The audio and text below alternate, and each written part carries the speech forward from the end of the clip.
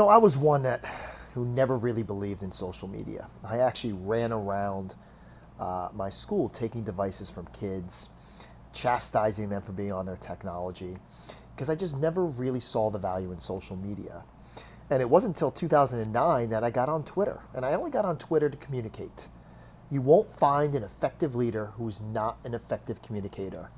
But as I got on Twitter and I began to communicate, I began to learn how to unlearn and relearn.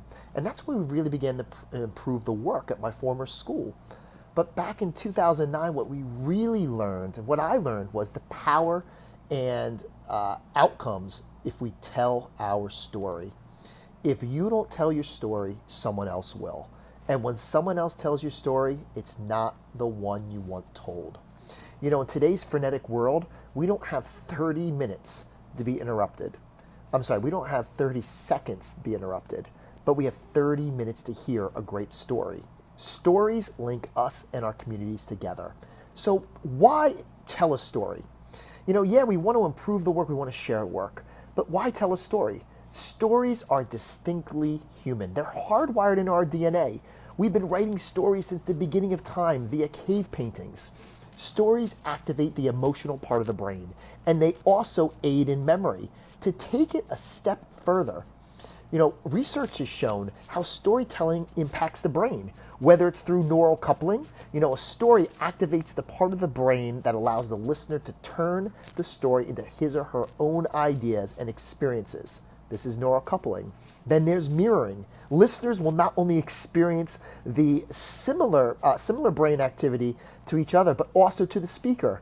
But why do we tell stories? Dopamine. When the brain releases dopamine into the system when it experiences an emotionally charged event, making it easier to remember and with greater accuracy. There's other elements of the brain that storytelling impacts, but as you think about great stories have narratives. Narratives have structure, they create interest, and they build community. So what are the keys to telling a great story? Know your audience.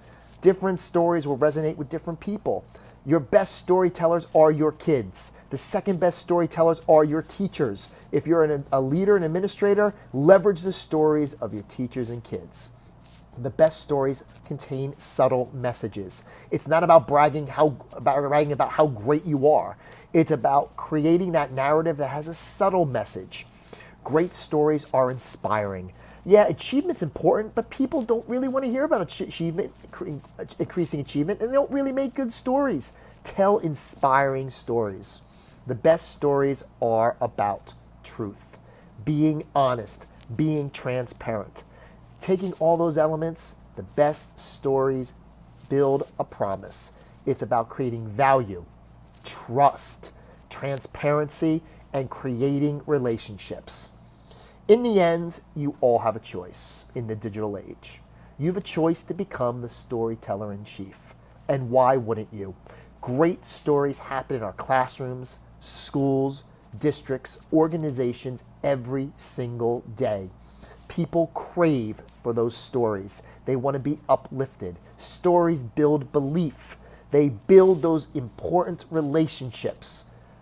Without trust, there's no relationship. Without relationships, no real learning occurs.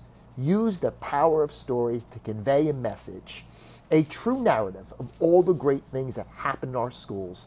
Build those relationships and let everybody celebrate at all the great things that you're doing.